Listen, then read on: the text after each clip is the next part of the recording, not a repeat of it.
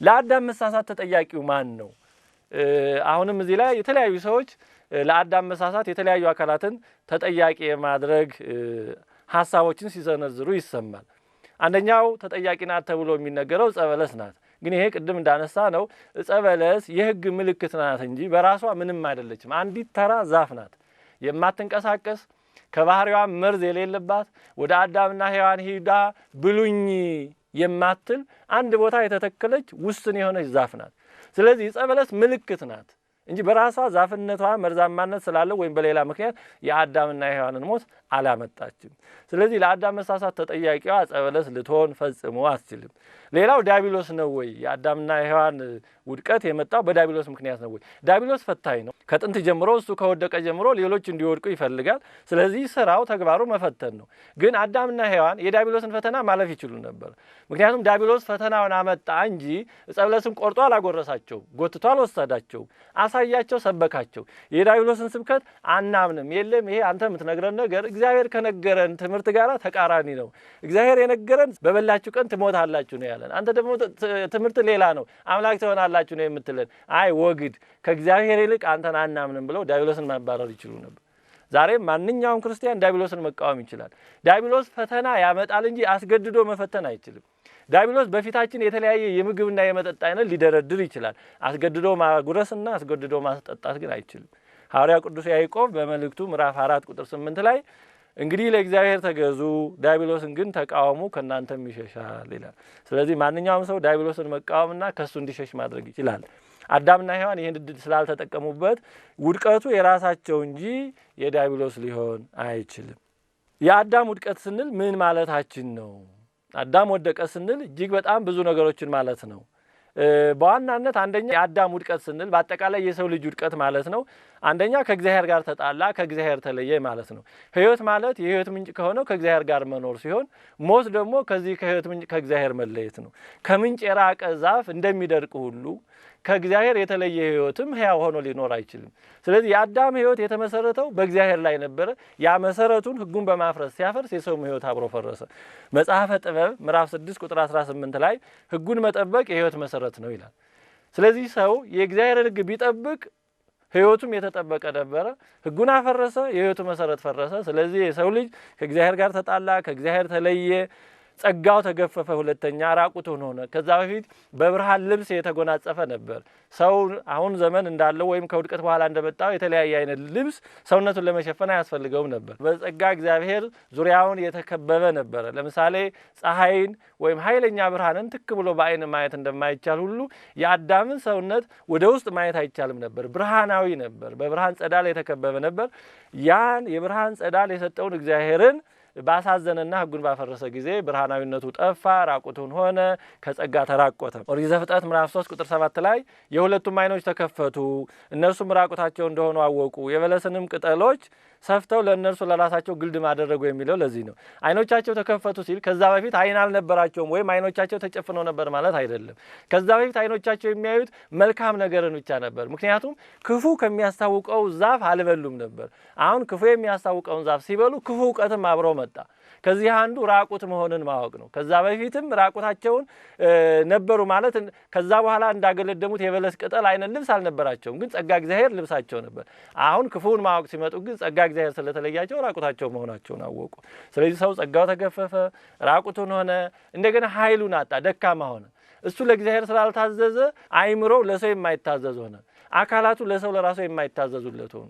ከዚህ የተነሳ ሰው እየተበሳጨ እንኳን የማይፈልገውን ኃጢአት ወደ መስራት ሁሉ መጣ። ይሄ ኃይል የማጣቱ ደካማ የመሆኑ ውጤት ነው።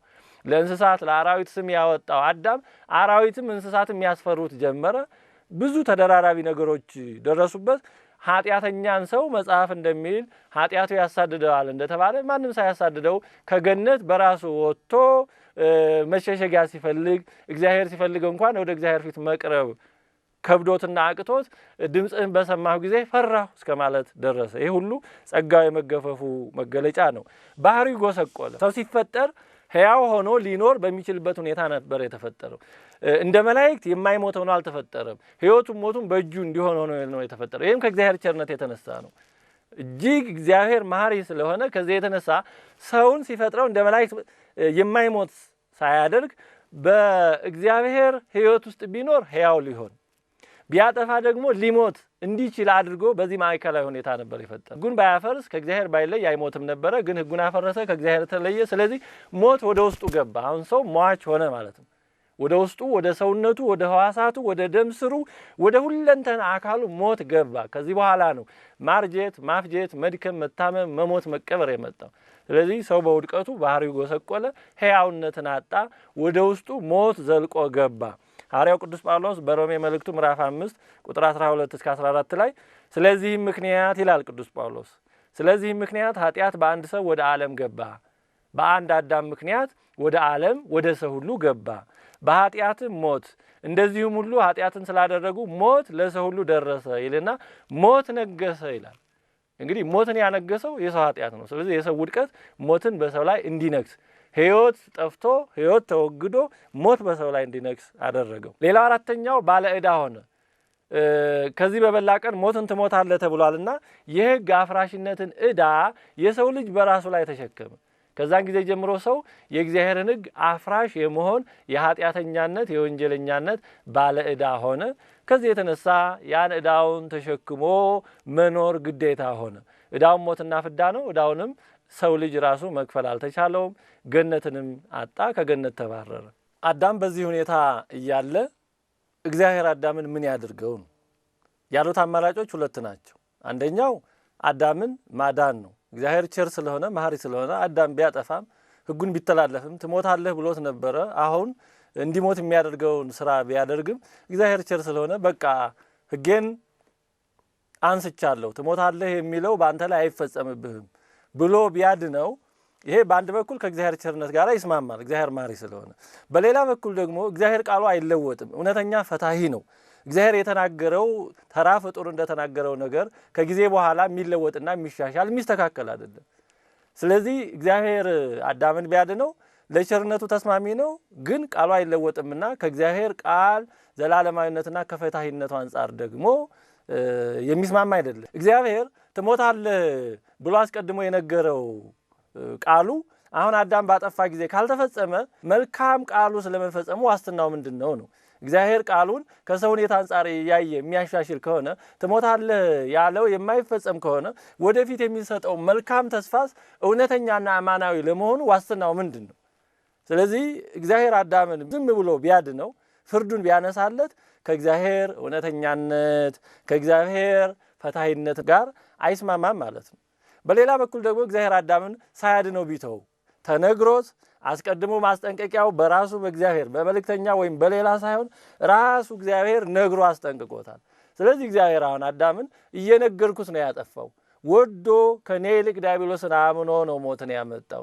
ስለዚህ ከዚህ በኋላ ያው ቃሉ ይፈጸምበታል እንጂ ሌላ ምንም ነገር ሊደረግለት አይችልም አይገባም ብሎ እግዚአብሔር አዳምን በዛው ቢተው ይሄ የእግዚአብሔር ድርጊት ከእግዚአብሔር ፈታሂነት ጋር ይስማማል፣ ከቃሉ የማይለወጥ ጋር ይስማማል፣ ከእውነተኛነቱ ጋር ይስማማል። ነገር ግን ከቸርነቱና ከአባታዊ ፍቅሩ ጋር ደግሞ አይስማማል።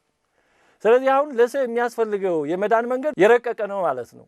እግዚአብሔር ዝም ብሎ አምላክ ስለሆነ አዳምን ይቅር ብያለሁ በሚል መንገድ አይደለም የሚያድነው። እግዚአብሔር መሐሪ እንደሆነ ሁሉ እውነተኛና ፈታሂም ነውና እግዚአብሔር የሚያደርገው ማንኛውንም ነገር ማድረግ ስለቻለ ብቻ አይደለም፣ ከእውነተኛ አምላካዊ ባህሪው ጋር ተስማሚ በሆነ መንገድ ነው እግዚአብሔር የሚያደርገው። ስለዚህ አዳምን የሚያድነው መድኃኒት አራት ነገሮችን ቢያንስ ማሟላት ይጠበቅበታል ማለት ነው።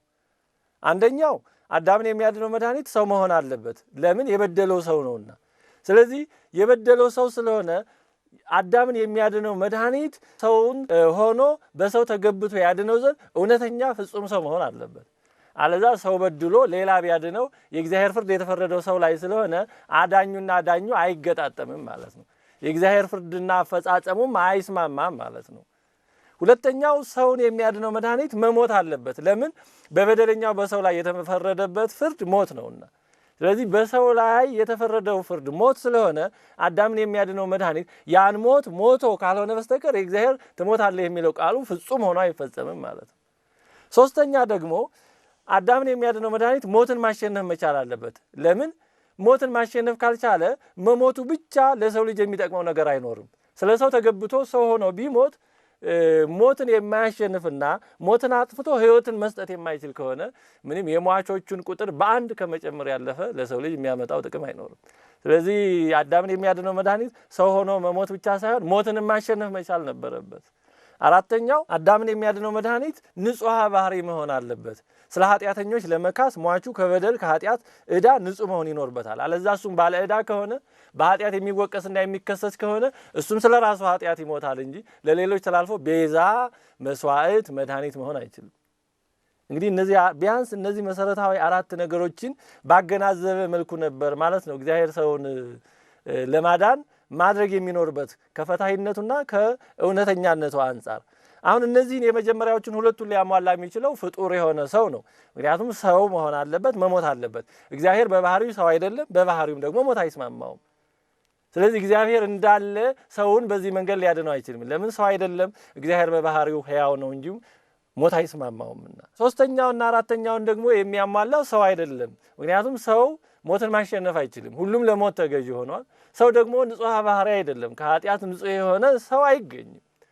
ስለዚህ እነዚህን ሁሉንም ባሟላ መንገድ ሊፈጽመው የሚችለው መድኃኒት ማን ነው የሚለው ጥያቄ ቀጣዩ ጉዳይ ይሆናል። ማን ነው እነዚህን ሁሉ ባሟላ መንገድ ሰው ሊያድነው የሚችለው? ነቢያት ሊሆኑ ይችሉ ነበር። ከነቢያት አንዱ ሰው ሊያድን ይችል ነበር። አዎ ነቢያት ሰዎች ናቸው፣ ሟች ናቸው፣ ግን ንጹሕ ባህሪ አይደሉም፣ ሞትንም ማሸነፍ አይችሉም። ስለዚህ ከነቢያት አንዱ ማንኛውም ቢሆን ሰውን ሊያድነው አልቻለም ማለት ነው። ነቢያት ማድረግ የቻሉት ወደ እግዚአብሔር መጮህ ብቻ ነው። ያ መድኃኒት እንዲመጣ ብቻ ነው። ትንቢተ ኢሳይያስ ምዕራፍ 64 ከቁጥር 5 እስከ 9 እንዲህ ይላል። የነቢያትን ሁሉ ጩኸት ወክሎ የሚያሳይ ጩኸት ነው የነቢዩ የኢሳይያስ ቃል። እነሆ አንተ ተቆጣህ፣ እኛም ኃጢአት ሰራን፣ ስለዚህም ተሳሳትን። ሁላችንም እንደ ርኩስ ሰው ሆነናል፣ ጽድቃችንም ሁሉ እንደ መርገም ጨርቅ ነው። ሁላችንም እንደ ቅጠል ረግፈናል፣ በደላችንም እንደ ነፋስ ወስዶናል እያለ ወደ እግዚአብሔር አቤቱታ ማቅረብ ብቻ ነበር። እንዲያውም ይህንን ምዕራፍ ሲጀምር ምን ይላል? ሰማዮችን ቀደህ ምን ነው ብትወርድ ይላል። ይሄ የነቢያት ሁሉ ጩኸት ነው። መድኃኒት ከሰማይ እንዲመጣ ጩኸታቸውን፣ ልመናቸውን ወደ እግዚአብሔር አቀረቡ እንጂ ከነቢያት ማንኛውም ቢሆን ሰው ሊያድነው አልቻለም። ነቢያት ራሳቸው መድኃኒት ያስፈልጋቸው ነበርና። ሌላው መላእክት ከመላእክት ወገን አንዱ ከሊቃነ መላእክት ወገን አንዱ ሊሆን ይችል ነበር ወይ ብንል መላእክት በኃጢአተኞች ወደ እግዚአብሔር መመለስ በሰዎች ንስሐ መግባት የሚደሰቱ ቅዱስ ጳውሎስ በዕብራውያን ምዕራፍ 1 ቁጥር 14 ላይ እንደገለጸው ሁሉ መዳንን የወርሱ ዘንድ ስላላቸው ለማገዝ የሚላኩ የሚያገለግሉ መናፍስት አይደሉምን እንዳለ ለማገዝ የሚላኩ ናቸው። ግን ራሳቸው ሊያድኑ አልቻሉም። ስለዚህ ከመላእክት ወገን አንዱ መላእክት በባህሪያቸው የማይሞቱም በእግዚአብሔር የተላለፈውን የሞት ፍርድም መልአክ ሊያነሳው መልአክ ሊያስወግደውና ወደ ሰው ሕይወት የገባውን ሞት አስወግዶ ሕይወትን ሊሰጥ ማንም ከመላእክት ወገን አልቻለም፣ አይችልም። ታዲያ ማን ነበር ሰውን ሊያድነው የሚችለው? እንግዲህ ቀሪው እግዚአብሔር ነው። እግዚአብሔር ነበር ወይ ሰውን ሊያድነው የሚችለው ካል፣ አዎ ስለ ብዙ ምክንያት። በመጀመሪያ እውነተኛ መድኃኒት ራሱ እግዚአብሔር ነው። በትንቢተ ኢሳይያስ ምዕራፍ 45 ቁጥር 15 ላይ የእስራኤል አምላክ መድኃኒት ሆይ ይላል። እውነተኛ መድኃኒት የእስራኤል አምላክ እግዚአብሔር ነው። እዛው ትንቢተ ኢሳይያስ ምዕራፍ 45 ቁጥር 17 ላይም እግዚአብሔር ግን እስራኤልን በዘላለማዊ መድኃኒት ያድነዋል ይላል። እስራኤል የተባለ በእግዚአብሔር የሚያምኑ ማለት ነው። እስራኤል ማለት ሕዝበ እግዚአብሔር ማለት ነው። ስለዚህ የእግዚአብሔር ሕዝብ የእግዚአብሔር ወገን የሆኑ ሁሉ የሚያስፈልጋቸው መድኃኒት ዘላለማዊ መድኃኒት ነበር። ጊዜያዊ ያይደለ ዘላለማዊ መድኃኒት። ያን ደግሞ ሊሆን የሚችለው እግዚአብሔር ብቻ ነው። ለዚህ ነው ኢሳይያስ 45 ቁጥር 21 ላይ እኔ ጻድቅ አምላክና መድኃኒት ነኝ ያለው። እንዲሁም ትንቢተ ኢሳይያስ ምዕራፍ 43 ቁጥር 11 ላይ እኔ እግዚአብሔር ነኝ ከእኔ ሌላ የሚያድን የለም ይላል። ስለዚህ ሰውን ሊያድነው የሚችለው ብቸኛው መድኃኒት እግዚአብሔር ነበረ። እግዚአብሔር እውነተኛው መድኃኒት፣ ብቸኛው መድኃኒት ሰውን ከዚህ ውድቀት ከዚህ የተወሳሰበ ችግር ሊያወጣው የሚችለው ብቸኛ መድኃኒት እግዚአብሔር ስለነበረ ነቢዩ ሆሴዕም ይህን ሁሉ ጠቅሎ ሲገልጽ በምዕራፍ 6 ቁጥር 1 ላይ እንዲህ ይላል፣ ኑ ወደ እግዚአብሔር እንመለስ፣ እርሱ ሰብሮናልና እርሱም ይፈውሰናል፣ እርሱ መትቶናልና እርሱም ይጠግነናል ይላል። በሰው ላይ በበላ ቀን ትሞታለህ ብሎ ፍርድን ያስተላልፈው እግዚአብሔር ነው። ሞትንም ሊያጠፋ የሚችለው እርሱ ነው። ከገነት ያባረረው እግዚአብሔር ነው። ወደ ገነት ሊመልሰው የሚችለው እግዚአብሔር ነው። ስለዚህ ብቸኛው መድኃኒት እግዚአብሔር ስለሆነ ፍርዱንም ያስተላልፈው እርሱ ስለሆነ ሰውን ሊያድነው የሚችለው መድኃኒት እግዚአብሔር ነበረ። እግዚአብሔር ግን በባህሪው ሞት ስለሌለበት ሕያው ባህሪና ዘላለማዊ አምላክ ስለሆነ ስለ ሰው ልጆች ተገብቶ ሰው ሆኖ በሰው ላይ የተላለፈውን የሞት ፍርድ ተቀብሎ ያጠፋልን ዘንድ ሰው መሆን አስፈለገም። ከዚህ የተነሳ አካላዊ ቃል በመጀመሪያ ቃል ነበረ፣ ቃልም በእግዚአብሔር ዘንድ ነበረ፣ ቃልም እግዚአብሔር ነበረ። ተብሎ የተነገረ ዘላለማዊ አካላዊ ቀዳማዊ ቃል ከመቤታችን ከቅድስተ ቅዱሳን ከንጽሕተ ንጹሐን ከድንግል ማርያም ከወላዲተ አምላክ ሰው ሆኖ ይወለድ ዘንድ ተጸነሰ፣ ሰው ሆነ። ዮሐንስ ወንጌል ምዕራፍ 1 ቁጥር 14 ላይ ቃል ሥጋ ኮነ ወኀደረ ላዕሌነ፣ ቃል ሥጋ ሆነ በእኛም አደረ ተባለ። አካላዊ ቃል ሰው ሆነ። የእኛን ባህሪያችንን ባህሪው አካላችንን አካሉ አድርጎ ፍጹም ሰው ከኃጢአት በስተቀር ሆነ። ዮሐንስ ወንጌላዊ የአምላክ ሰው መሆንን ምክንያት በሚገባ ሲናገር በመጀመሪያ መልእክቱ አንደኛ ዮሐንስ ማለት ነው ምዕራፍ 3 ቁጥር 8 ላይ እንዲህ ይላል፣ ስለዚህ የዲያብሎስን ሥራ እንዲያፈርስ የእግዚአብሔር ልጅ ተገለጠ ይላል። ዲያብሎስ አዳምና ሔዋንን የማይገባ ትምህርት አስተምሮ በማይገባ መንገድ ፈትኖ እንዲወድቁ ምክንያት እንደሆናቸው በእባብ ሥጋ ተሰውሮ ድል እንዲነሱ ከእግዚአብሔር እንዲለዩ ምክንያት እንደሆናቸው አሁን ደግሞ አካላዊ ቃል በእኛ ባህሪ ተሰውሮ ሰው ሆኖ ያድነን ዘንድ ያን የዲያብሎስን ሥራ ያፈርስ ዘንድ የእግዚአብሔር ልጅ ተገለጠ ይላል። ሐዋርያው ቅዱስ ጳውሎስም በዕብራውያን መልእክቱ ምዕራፍ 2 ቁጥር 14 እስከ 16 የአምላክን ሰው የመሆን ምክንያት ሲያብራራ ሲገልጽ እንዲህ ይላል፣ እንግዲህ ልጆቹ በሥጋና በደም ስለሚካፈሉ ሰው ማለት ነው በሥጋና በደም ስለሚካፈሉ እርሱ ደግሞ በሞት ላይ ስልጣን ያለውን በሞት እንዲሽር። ምክንያቱም በሞት ላይ ስልጣን ያለው ሊሻር የሚችለው በሞት ነው። አለዛ ሳይሞት ሞትን ላጥፋው ቢል በካህሊነቱ ሊያደርገው ይችላል እንጂ ፍትሐዊ አይሆንም። ስለዚህ እግዚአብሔር ፍትሐዊና እውነተኛ በሆነ መንገድ ሞትን ያጠፋው ዘንድ ሞትን መቀበል ነበረበት። ስለዚህ በሞት ላይ ስልጣን ያለውን ሞትን በመቀበል በሞት እንዲሽር ይሄውም ዲያብሎስ ነው። በሕይወታቸውም ሁሉ ስለ ሞት ፍርሃት በባርነት ይታሰሩ የነበሩትን ሁሉ ነፃ እንዲያወጣ በሥጋና በደም እንዲሁ ተካፈለ፣ ሰው ሆነ። ሥጋችንን ደማችንን ሁለንተናችንን ከኃጢአት በስተቀር ገንዘብ አደረገ ከመቤታችን ማለት ነው እና የአብርሃምን ዘር ይዟል እንጂ የያዘው የመላእክትን አይደለም ይላል ዕብራውያን ምዕራፍ 2 ቁጥር 14 እስከ 16። ስለዚህ የመላእክትን ሳይሆን የአብርሃምን ዘር በዘርከ የተባረኩ ኩሎሙ አሕዛበ ምድር ብሎ ለአብርሃም ተስፋውን እንደነገረ በአብርሃም በይስሐቅ በኩል ባለፈው የትውልድ ሐረግ ከመቤታችን ሰው ሆኖ አምላካችን በዚህ ዓለም ተገለጠ፣ ተመላለሰ። እንግዲህ እስካሁን ያየነው የሰውን አፈጣጠር ሲፈጠር የተሰጠውን ጸጋ ከዛም በኋላ የደረሰበትን ውድቀትና ያን ውድቀት አስወግዶ ሕይወትን ለመስጠት ምን ያስፈልግ እንደነበረ ነው።